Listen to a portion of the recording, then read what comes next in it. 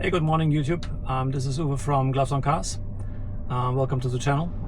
This will be a quick 9-month review for the Model Y Performance. I'm here at the supercharger this morning. It's quite early. I have to charge up for next couple of days. I'm doing the supercharger normally only because it's free of charge by Tesla. When I bought this car 9 months ago, a day earlier, they added this as a value package to the lease. It's a company car. It's a 36 months lease package we got for it. Very good deal at 0% interest. So we're paying a little bit over $400 a month for 15,000 kilometers a year, so around 10,000 miles.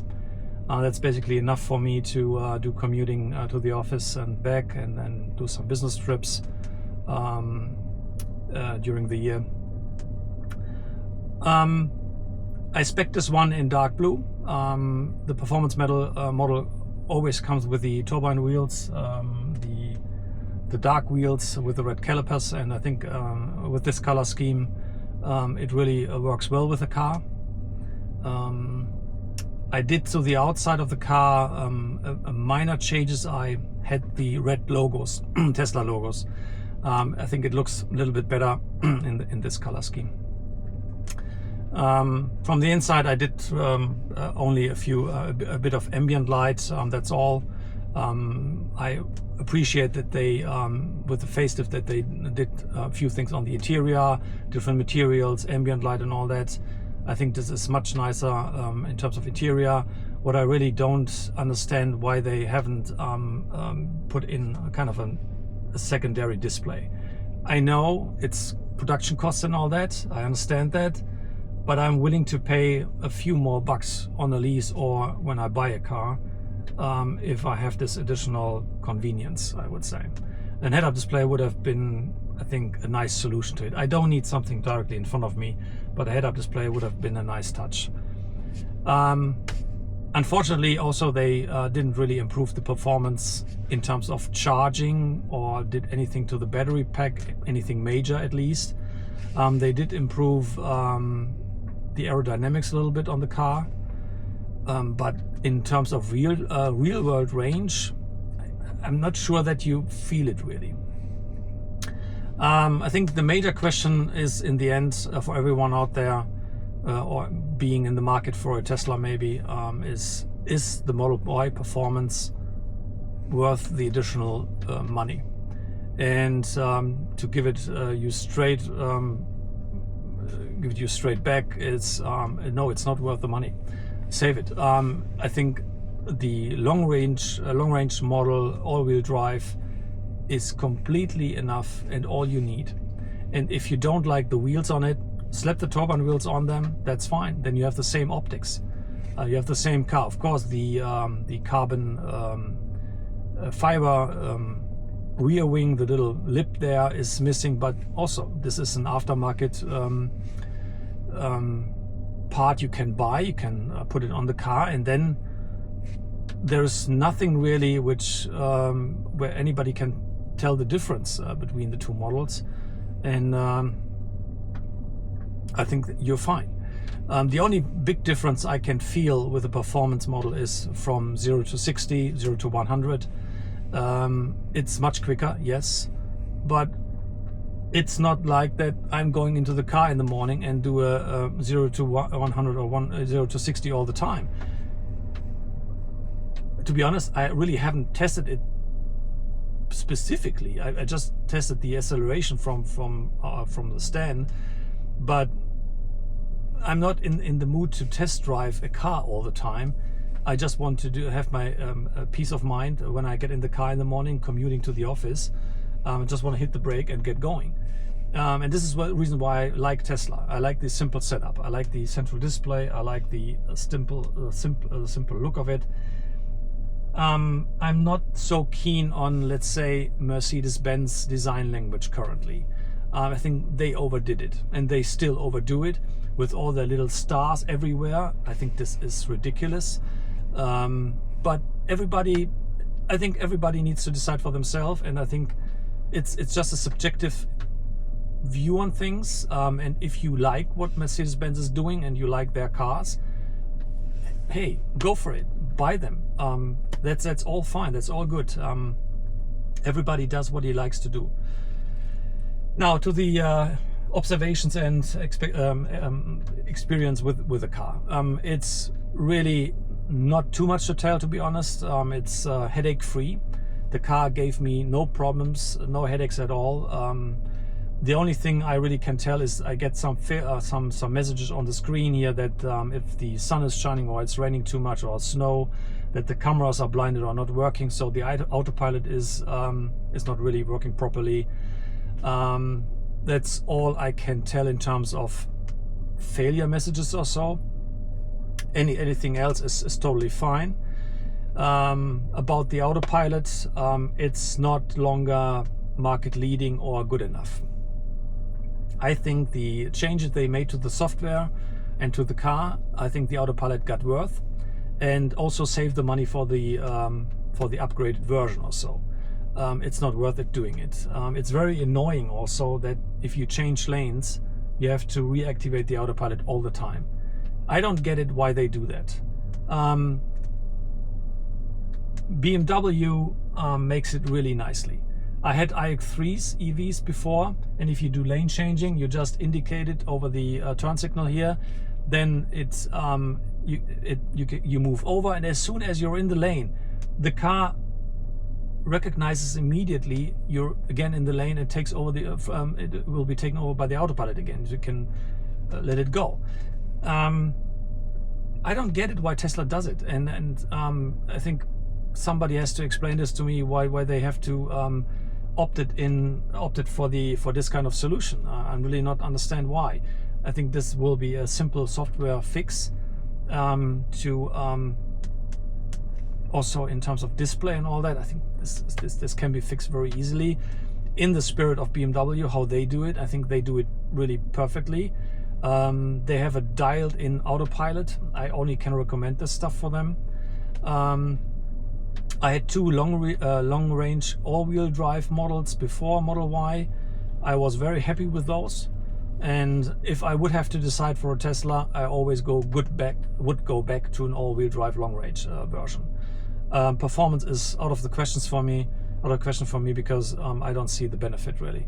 The ride is a little bit on the firmer side due to the bigger wheels, and the Model Y is already firm, but it kind of has to be firm because it's a bigger car. That's all fine and good. I can live with that. Driving on the Autobahn is stress-free so far. I'm not a speeder, so I'm not going 200 kilometers or so on the Autobahn with it. I tried it, I tested it a little bit. Yes, I wanted to see how it goes. That's fine, but it's not really what I do on longer road trips. I just recently went to Frankfurt. It's about 430 kilometers forth and back, about 300 miles. I did it without recharging. I came back with about 8 or 9% state of charge.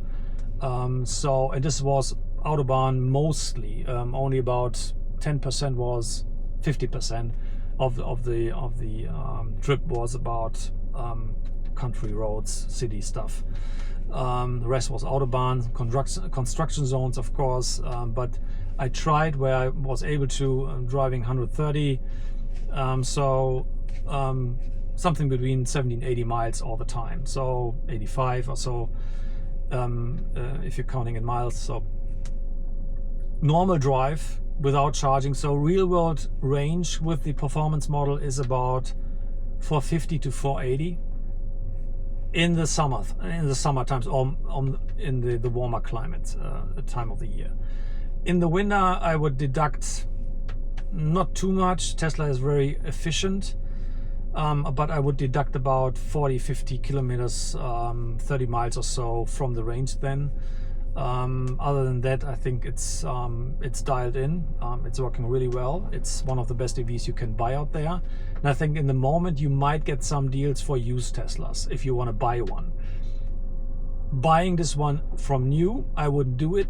I wouldn't buy any EV right now from new. To be perfectly honest, the depreciation is a little bit too harsh. The market will stabilize down the road, I guess. We'll see, we have to wait, of course, but I think it's stabilized, and I think what we see already with the dealers out there, they are now getting into this kind of mode where they buy used EVs and sell them again. And you had a time, the past month basically, where dealers said, no, I'm not buying a used EV or so. I'm getting burned by it. And they were right, basically. And then I think there's a market transition, there's a market adjustment going on, and everybody has to decide for themselves if they want to drive an EV or an ICE car. I don't mind either way. For me, an EV fits all my needs I have for my daily use, also commuting and all that. I like the quiet drive. If I want to have excitement, and if you follow my channel a little bit, you see Ferrari videos. I take out my Ferrari and do my drives. That's all fine. I can live with in both worlds. I don't have to be so strict about EVs or ICE. I don't see the problem with the technologies go side by side. Everybody picks the technology he needs for his day-to-day life. But I can tell you, for most of the people, what they use their car for, an EV is the perfect use. The perfect model, basically. But again, it's totally up to you. This is my subjective opinion, that's all. Some dislikes about the car is a rain sensor. It's total crap. Most of the time it's not working really properly, and if it's raining too hard, it can't decide what it has to do. If sun is shining, sometimes out of the blue the wiper goes off. I don't get it. If it's a hardware problem, okay, they have to exchange it or have to buy better stuff. If it's a software problem, I don't get it, why they don't fix it. Same with the autopilot. So these are my complaints about that. Also brakes. Brakes feel always not up to the task. Somehow they make also sometimes some noises. I wouldn't say it's unsafe or so, but it doesn't feel right. It's not dialed in. I think they have to do some improvements on this side of everything. And also what I hear so far from Model S drivers, plat versions, most of these guys, they exchange their braking systems because the braking system from factory is not working really with the speeds you can do with these cars. Other than that, really, I have to say it's a problem-free, headache-free life with this car.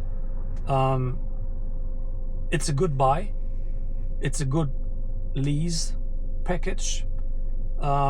If you have problems with the brand image right now, that's a different story.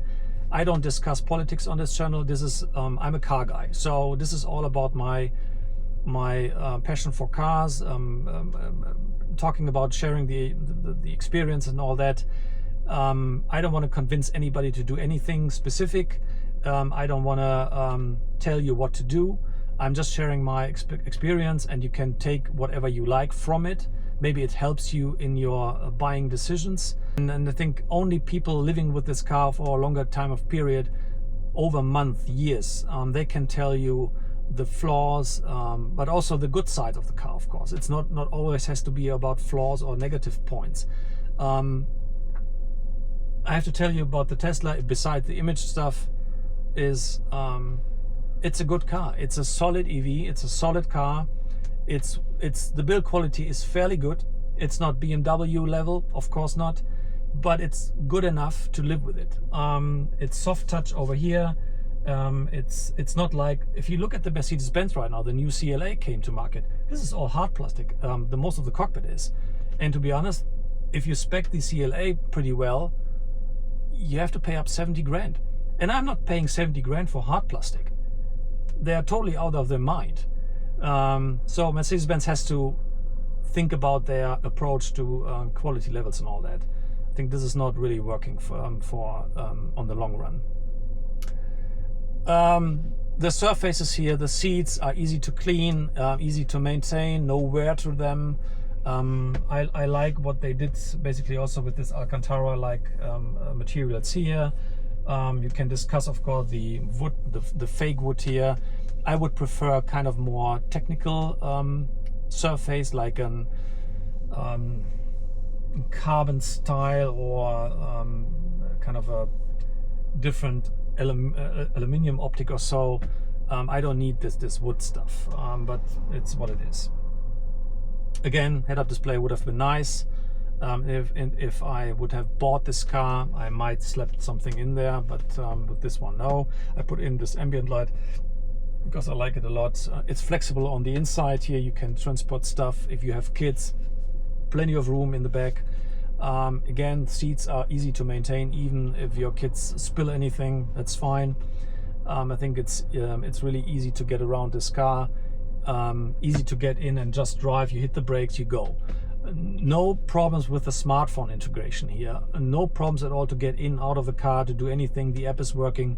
If I tell the car, hey, precondition the car, heat up in the window or so, it does it immediately. When I do this, we have also a BMW iX1 right now in the fleet. If I tell the app, BMW app, to preheat the car in the window, it takes minutes before I get the feedback, yeah, I do it now. And sometimes it gets back to me on the app and says, no, I don't want to. I don't get it.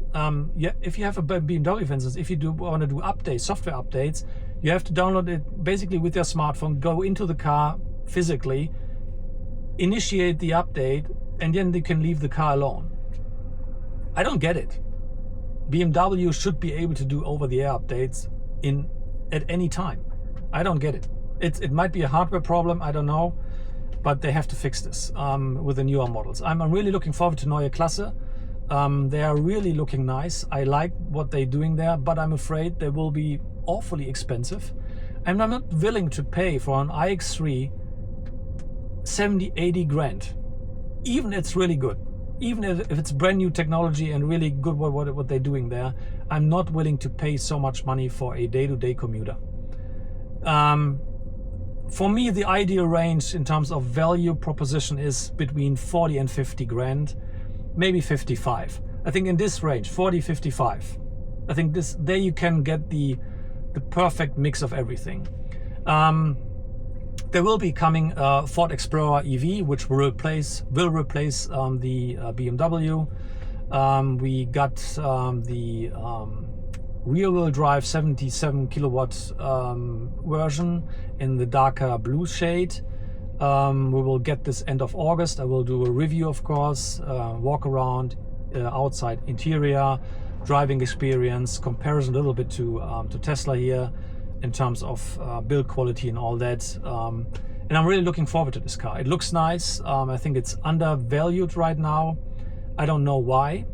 From all I've seen, all the specs I've seen on the car, all the reviews I've seen, it should be all over the places. We got a smoking good deal on that one. This will be a 36 months lease for $265 or so. That's ridiculous for this kind of car. It comes fully equipped, head-up display, or everything you need. So I'm really looking forward to pick this one up or get it delivered to my house. Then we'll do the review and I keep you updated on that one. Over time also, again, long-term use and all that, I will share my thoughts about it, quality and all, and any flaws with it. But other than that, I guess we will see. Yeah, that should be it for the moment, I guess. Just a quick review about the 9 month I own it. I will do another review about it if I'm further along with the car, and share my thoughts with you guys, things you have to keep an eye on. But right now, this is really headache free, and I'm looking forward to share a few more videos like this with you guys. And hopefully you have a nice week. Enjoy it, take care of yourself, and see you next video.